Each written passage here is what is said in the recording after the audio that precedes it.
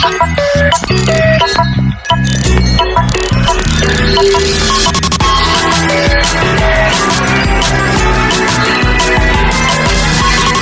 の角に信じないように愛さないように期待しないようにかといって角が立たないように気取らぬように目立たぬように誰一人傷つけぬようにいじめぬように殺せぬようにかといって全部バレないようにバレないように感動以上僕よりサービスもさせぬようにどんな時も笑って愛嬌振りまくようにビターチョコだこれじゃとかく今すぐ担当召し上がれビターチョコだこれじゃ食らすぎだ今ちゃんとなさなきゃ朝からパスハの後にもう来る心が本物ならきっと君だって同じことところが一つ伺いますが先日どこかでやっぱいいよ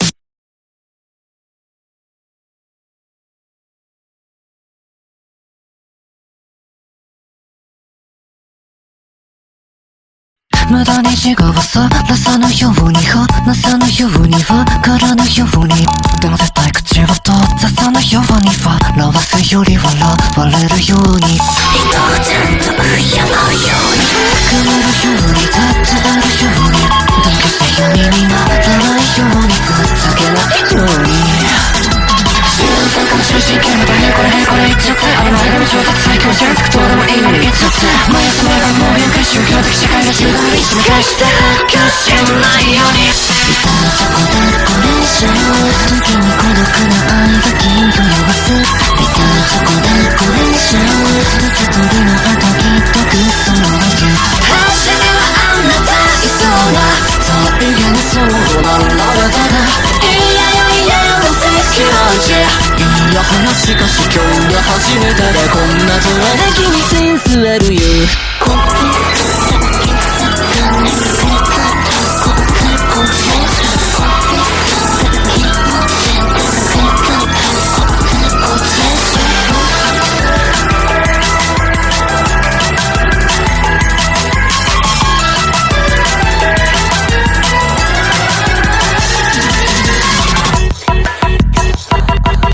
ビターチョコでこれ以上宮が望む理想に憧れてビターチョコでこれ以上個性以上は全部開き放るビターチョコでこれ以上欲やエゴを殺して土に放るビターチョコでこれ以上僕は大人にやっとなったよママ明日はきっとこの先は漆黒は続くと壊れもあなたのどうかまだけど子供の頃の気持ちのままで一緒まとわせにやってこうぜ思い出したあんたあの時の気真面目そうやっぱいいよ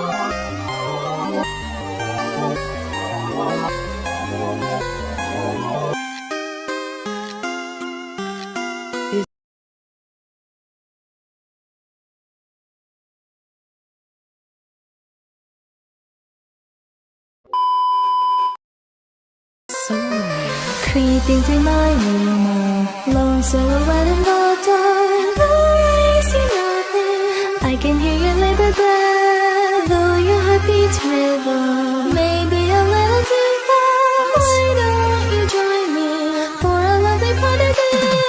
Every step I take is a big mistake. When I light the lights, only pretending. I can hear someone. Two letters start moving is something I would refuse. Perhaps I am trapped in a shining pair of red shoes. Even if I could, would I ever take them off? Can I keep on dreaming of dancing, of singing, of flying? If I keep stumbling and hurting and falling, every step I take is a big mistake. When my life relies on me pretending I have even a simple polka dot shows what lies in the heart.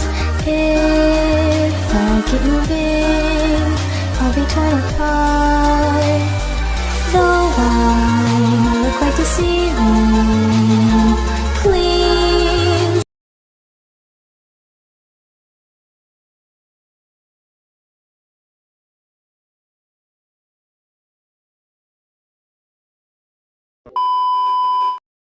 Don't call me a girl. I just hope one day I can show my smile. Can I keep on dreaming of dancing, of singing, of flying? If I keep stumbling and hurting and falling, every step I take is a big mistake. When my life relies on me pretending I will be okay. Though I look like deceiving, please don't call me a girl. I just hope one day I can show my smile. Though my ending may be tragic, please don't call me a girl.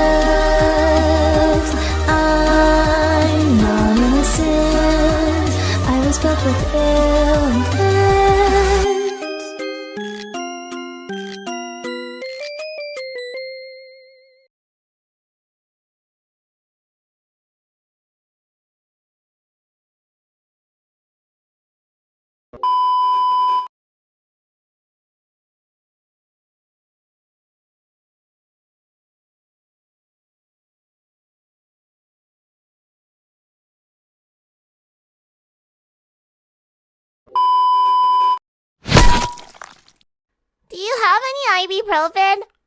I got a headache.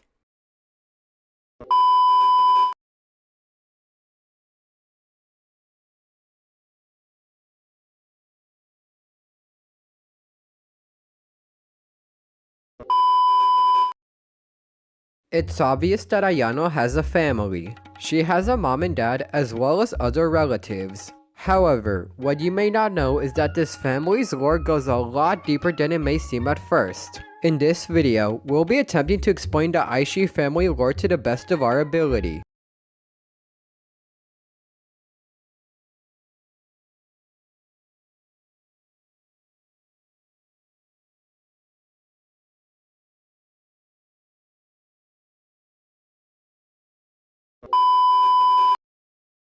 So let's get into it.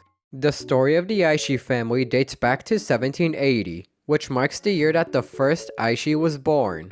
Something to note is that this individual was not born with any conditions.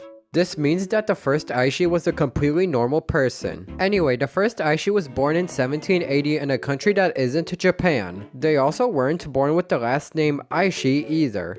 It is also said that the first Aishi physically resembled Ayano. Pretty goofy, one could say, but it works. Some other things that are known about the first Aishi is that their parents were in their 20s when she was born and had a hero dare type personality, which is likely similar to the heroic persona seen in Yandere Simulator. The first Aishi met their senpai when they were around 16 years old in 1796 and fell in love with them. Some unknown person told the senpai that the first Aishi loved him, and he returned her feelings. The two formed a relationship the following year in 1797.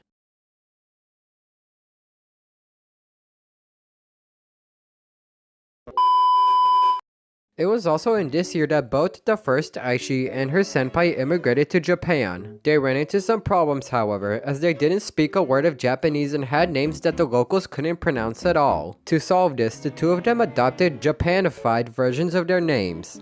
Once they had learned enough Japanese to be able to speak to others, the first Aishi and her senpai decided to be known as husband and wife, as it would be the least complicated way to introduce themselves. This led to them both adopting the last name Aishi, which is why the first Aishi is called that. At around 20 years old, the first Aishi had her first child, who was a girl. This individual was the first person born under the Aishi name. Some other facts about the first Aishi is that they were not named after a blade.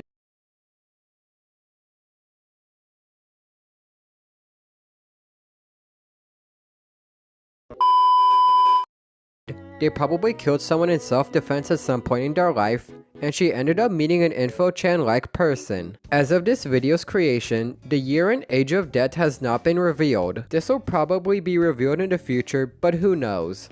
Since we don't really know anything about a majority of the members of the Aishi family, we'll skip to Ayano's great-grandparents. They are notable in that they were Ayano's first relatives to move to Baraza town. Once this happened, a basement was built in their home at the request of Ayano's grandma. Ayano's great-grandpa was the one who built the basement and didn't question why the hell he was building it. Speaking of him, it is theorized that he was kept in either a warehouse or a cave in a nearby forest.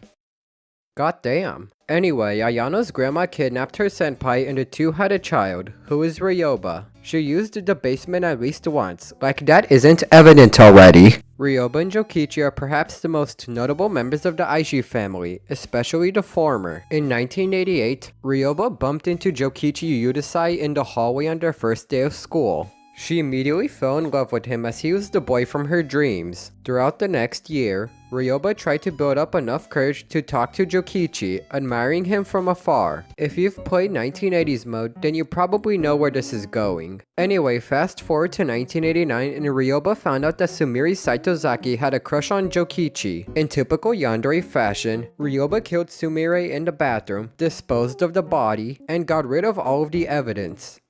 Except for a single drop of blood. This drop of blood was enough for the police to treat Sumire's disappearance as a murder and attract the attention of a journalist. From this point forward, Ryoba eliminated 10 other girls that got close to Jokichi. Some of them were killed while the others were eliminated non-lethally. Sometime later, Ryoba was going to confess to Jokichi under the cherry tree but ended up getting arrested. A trial happened where Ryoba described the journalist as being, quote, a dirty pervert who enjoyed leering at schoolgirls and a fame-seeking yellow journalist. These accusations, along with her manipulation skills, allowed Ryoba to be declared innocent by the judge. Ryoba got away with murder. How nice. Due to the attention that was on her as a result of the case, Ryoba decided to confess to Jokichi in a different way. What do I mean? She kidnapped him and kept Jokichi in her basement. Unlike the previous women in the Aishi family, Ryoba decided not to mind break Jokichi as she felt kind of bad for him. Despite this, however, she kept Jokichi in her basement until he was guaranteed to not run away nor leave Ryoba. Once this happened, the two got together and eventually married. A couple decades later in 2005, Ryoba gave birth to Ayano at age 34. The reason why Ryoba waited until her mid-30s to have a kid is not yet known, but will be revealed in the true ending of Yandere Simulator. Let's talk about the condition itself that affects all members of the Aishi family. It's not known exactly what they have, but the Aishis are affected by a condition that makes them, quote, depressed, emotionless, and incomplete. They are all born this way, with one symptom of this being none of them crying after birth. The only thing that cures an Aishi from this is finding their senpai. Each member of the Aishi family is affected slightly differently by this unknown condition. For example, at least 2 members of the Aishi family, Ryoba and Ayano, have felt significant pity for their own relatives. This is especially evident with Ryoba, as she chose not to mind break Jokichi due to her feeling slightly bad for her dad. What's funny is that the story of the Aishi's condition was originally passed down from generation to generation, but eventually became a fucking joke. I mean this in that they don't take the story seriously anymore. One notable tradition that the Aishi family has is naming their children after blades. 3 notable exceptions to this tradition included the first Aishi, Ayano and Ayato. If Ayano had a kid, their name would follow this tradition. Why is this name rule a thing? It's because all of the Aishis want to give their kids names that seem pretty, but in reality have another meaning or purpose. Think of this as each Aishi's first name being a double entendre. Another tradition involves their senpai. After an Aishi and their senpai marry, their senpai changes their last name to Aishi. This is somewhat grounded in reality, as in Japan, there is a practice called mukuyoshi. This is a tradition where a man marries a woman and is adopted by the woman's family, choosing to take her family's last name. It's likely that this could be the case with the Aishi family, but don't quote me on that. The Aishis tend to not be that close with other family members. After finding a senpai, they usually don't interact with other Aishis. It is likely that Ayano hasn't met a majority of her relatives as a result of this. No one is on bad terms with each other though. Yandere Dev has stated on Reddit that whenever members of the Aishi do meet with each other, they would normally talk about how to get away with murder. It would make sense if this is the case. With that being said though, this doesn't seem to be the case for every member. Yandere Dev doesn't believe that Ryoba's mother ever helped Ryoba with murder or similar things. Regardless, each member of the Aishi family has their own personality and aren't too close with one another. How close they become with each other depends on their said personality. Let's just say that the Aishis have a pretty weird relationship with their senpais. If enough time has passed since getting with them, an Aishi wouldn't need to be next to their senpai in order to feel emotions like normal people do, whether they are with or away from their loved one. In addition to this, a senpai is capable of influencing an Aishi's personal development. One example is related to killing people. If a senpai exclaims, "Stop fatally hurting people or I'll hate you forever," the Aishi could be taught to not kill people. As for the opposite, if a senpai doesn't say anything or is too afraid to say anything, the Aishi's development would not be influenced by them. The loss of a senpai before the ability to fully feel emotions has been fully developed can have very dire consequences on an Aishi. They are said to feel like they permanently lost the capacity to hear music, see color, and feel warmth. This, in turn, leads to the Aishi falling into a very deep depression and coma-like state. If the senpai is lost after they fully develop their ability to feel emotions, however, the Aishi would not fall into a coma. They would still feel an extremely deep sense of loss and pain that is far beyond what a normal human would feel at the loss of a loved one. Basically, they'd feel very large levels of emotional pain from their senpai's death. Depending on how an Aishi has developed following getting with their senpai, what kind of senpai they have, and how their senpai died, a lot of possible scenarios and reactions to the latter's death can happen. What do I mean? Take this as an example. Some possible reactions to a senpai's death could include entering a coma-like state, killing everyone around them in a fit of rage, or living a normal life without the senpai. As mentioned before, depending on the senpai's cause of death, an Aishi would react differently. They would likely not do anything if their senpai died of illness, and if their senpai was murdered, the Aishi would attempt to seek revenge. Still, all of this depends on a lot of factors such as the ones previously mentioned. There are a lot of facts about the Aishi family that don't belong in any specific section, so we'll just lump them together. For anyone that is wondering, the name Aishi is a play on words. The I part translates to love, while the she part translates to death. In a literal sense, the name Aishi means love death. As for their appearance, Yandere Dev has always imagined every member of the Aishi family to look nearly identical, even if it may seem kinda goofy. Another fun fact about the Aishi family is that a majority of the females tend to give birth at a pretty young age, with the most common one being age 19. This was mentioned earlier in the video, but Ryoba is a notable exception to this as she waited until her mid-30s to have a child. Even though a majority of the Aishi family is kind of irrelevant to the main story of Yandere Simulator, Yandere Dev does imagine that Ayano's 6th great-grandmother wore a bloody kimono and carried a knife with her at all times. Who knows what the other members of the family are like? Anyway, apart from Jokichi Udasai, the only other characters to be aware of the Aishi bloodline are the journalist, Headmaster Kocho Shuyona, Megami Psycho, Saisho Psycho, Ichiro Psycho, and possibly Info-chan. The first three view the Aishis as a threat to humanity, while the latter three don't view them as threats.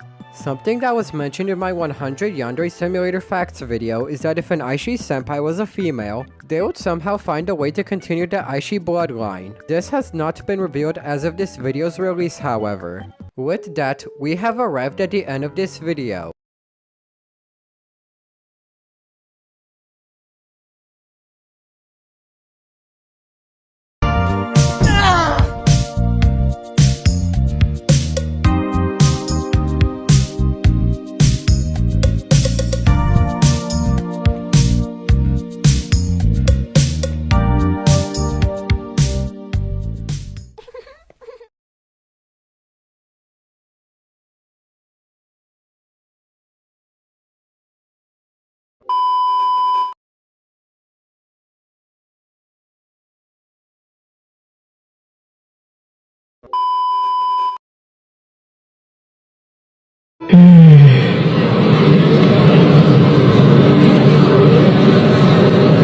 Mr. Journalist, there are a number of problems with your theory.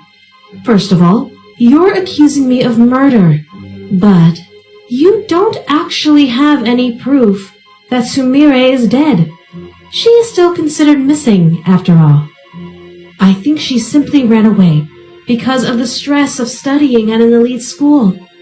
I pray that she is alive and well, and will return to us one day. You think I killed Sumire because of 3 facts.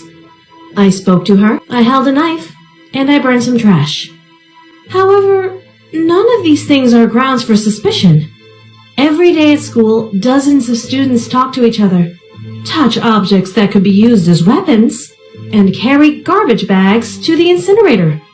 There was nothing unusual or suspicious about my behavior. You know, I think I finally figured out what's going on here, Mr. Journalist. Your apprentice, Sunoko Sakanoe, became a celebrity after she stopped a killer. You're desperate to pin a crime on me because you want to be a celebrity too. The only reason that any of us are in this courtroom today is because you're deeply insecure that your apprentice has accomplished more than you.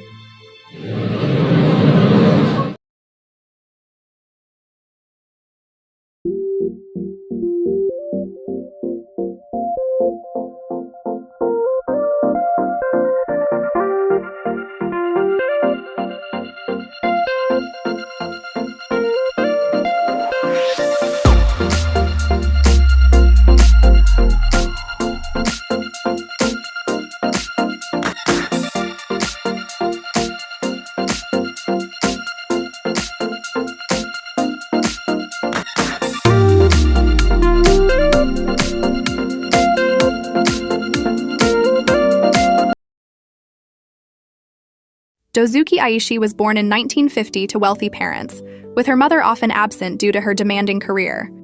To compensate, her mother spoiled Dozuki, leading her to become a spoiled young woman who never learned to work for anything. The Aishi family suffers from the Aishi condition, which causes a perpetual sense of emptiness. In high school, Dozuki encountered a young man who alleviated her condition, dubbing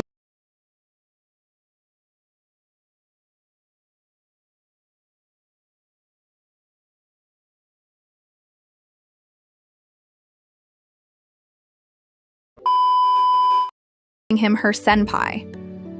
However, lacking romantic experience and unwilling to work for his affection, she sought her mother's help. Her mother, now retired and eager to please, devised a plan to kidnap senpai, break his spirit, and turn him into a pet. To do this discreetly, they secretly constructed a basement in their home, which was typically not done in Japan due to safety concerns. Once the basement was ready, senpai was kidnapped and subjected to a unique form of psychological torture that broke his will, effectively turning him into a mind-broken slave. With her husband now compliant, Dozuki continued her selfish lifestyle, giving birth to 2 daughters, Ryoba, and a younger sibling. Dozuki showed little interest in parenting, leaving her mother and husband to raise the children. Over time, Ryoba grew resentful of her mother's laziness and took on the responsibility for her sister. Eventually, when Ryoba found her own partner, Dozuki decided to move to Tokyo with her family, leaving Ryoba and her senpai behind. In Tokyo, Dozuki continues her comfortable, self-indulgent life, with her mother still managing her needs. Her name, which means attached trunk, comes from the Japanese saw also known as a nokogiri. The Dozuki saw has a much thinner blade than the other Japanese saws for precision.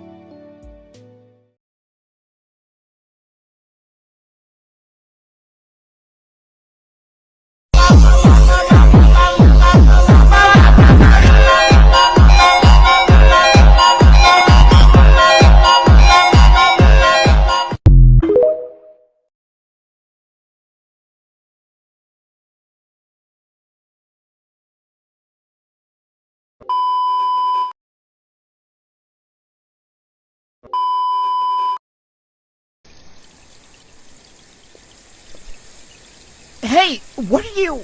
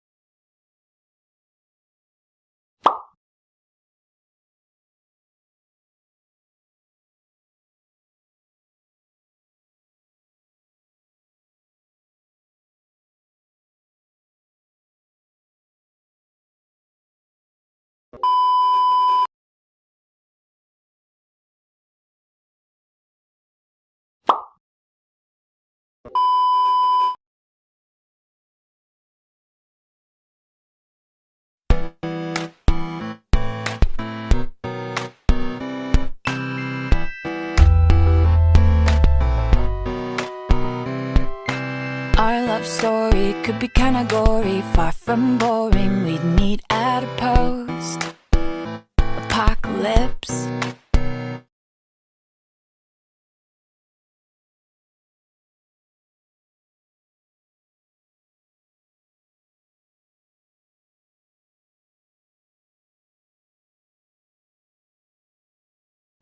I'd be slowly walking in a group stalking you. You'd be the only man alive that I could not resist.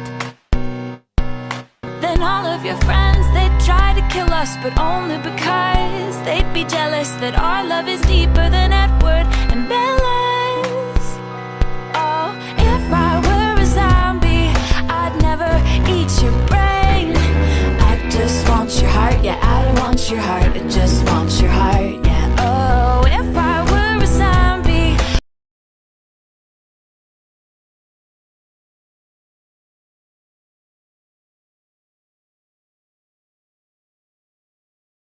I'd never eat your brain. I just want your heart, yeah, I don't want your heart, I just want your heart, cause I want you. You'd be hiding in a second floor apartment, knocking all the stairs down to save your life from the undead. Double barrel shotgun, taking out the slow ones. Then you'd see the passion burning in my eye, and I'd keep my head. Then all of your friends, they'd try to kill us, but only because they'd be jealous that our love is deeper than Edward and Bella's. Oh, if I were a zombie, I'd never eat your brain. I just want your heart, yeah, I don't want your heart, I just want your heart, yeah. Oh, if I were a zombie, I'd never eat your brain. I just want your heart, yeah, I don't want your heart, I just want your heart, cause I want you. And I try not to bite and infect you because I respect you too much. If that's why I'd wait on.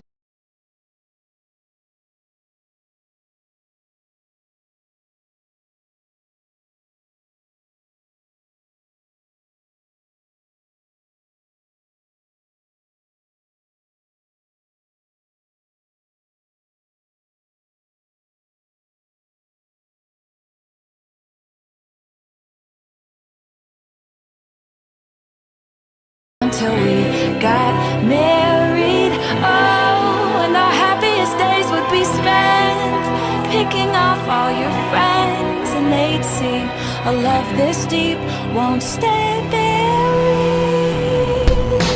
If I were a zombie, I'd never eat your brain. I just want your heart, yeah, I don't want your heart, I just want your heart, yeah. Oh, if I were a zombie, I'd never eat your brain.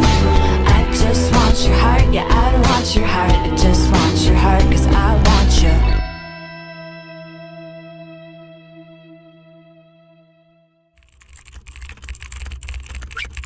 Yandere Dev! Yandere Dev!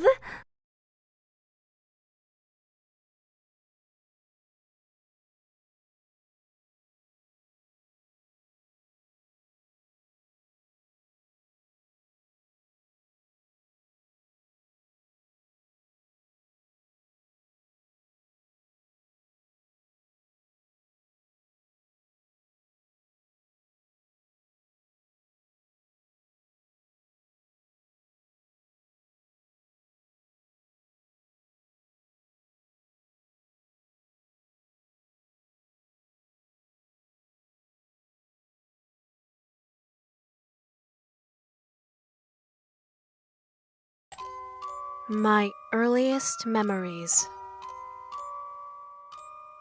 I remember hospitals, doctors, examinations. I was broken.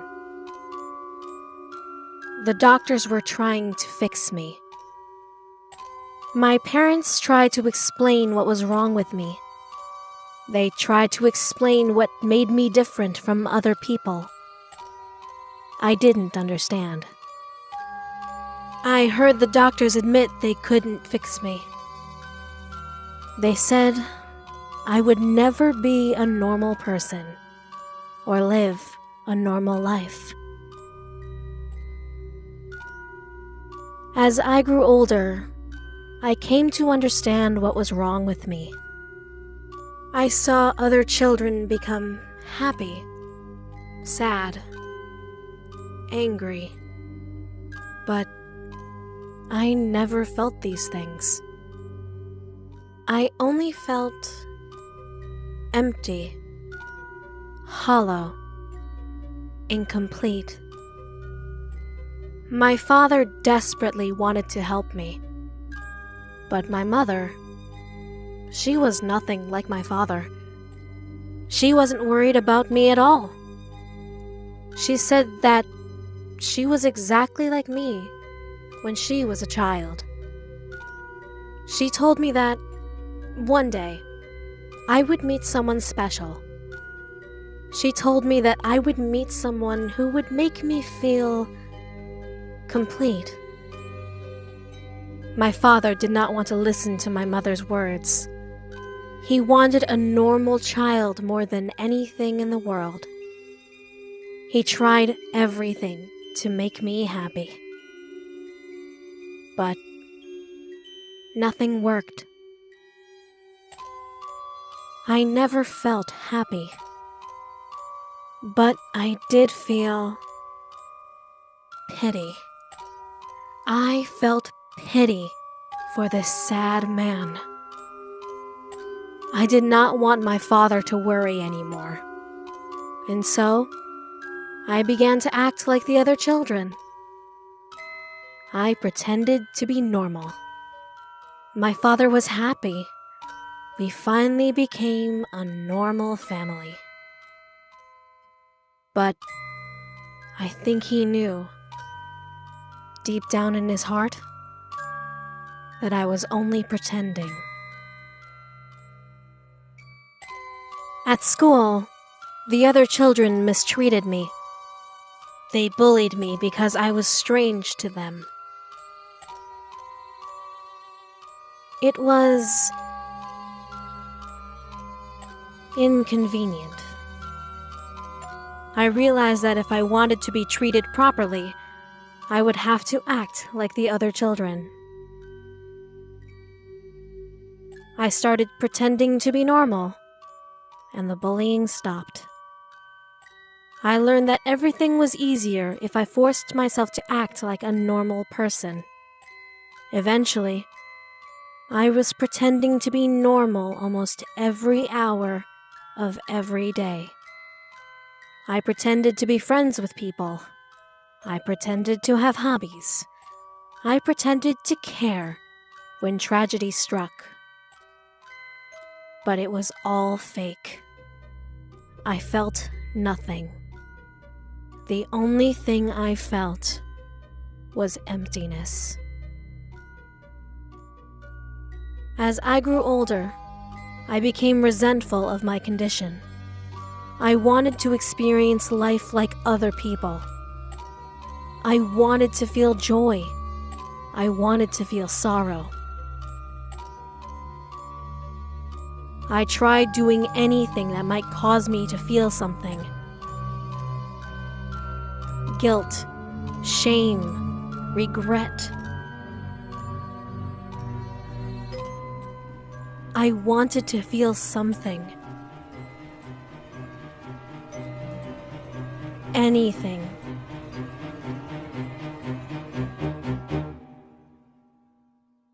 But nothing worked. No matter what I did, no matter how extreme, I could not feel anything.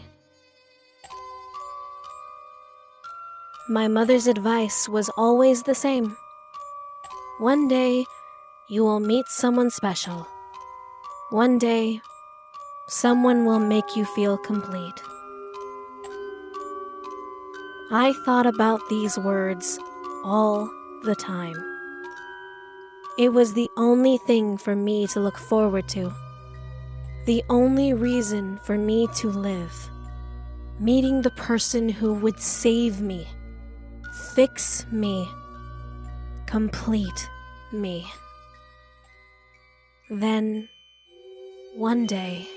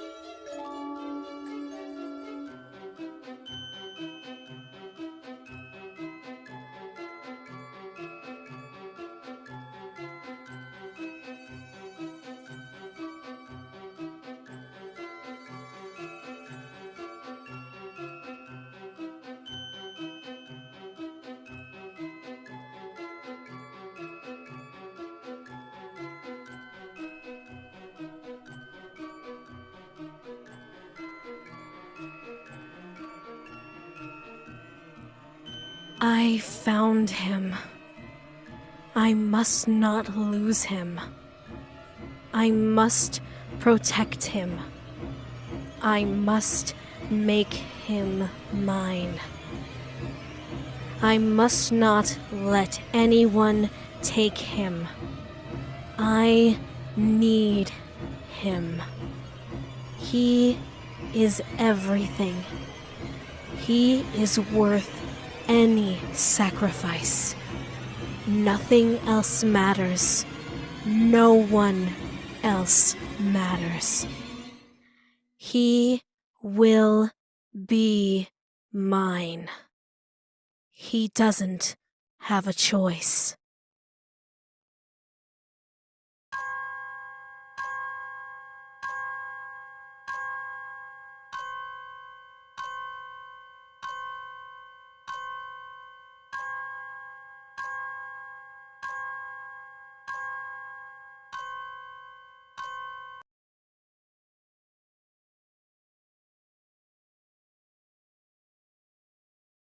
Hula hula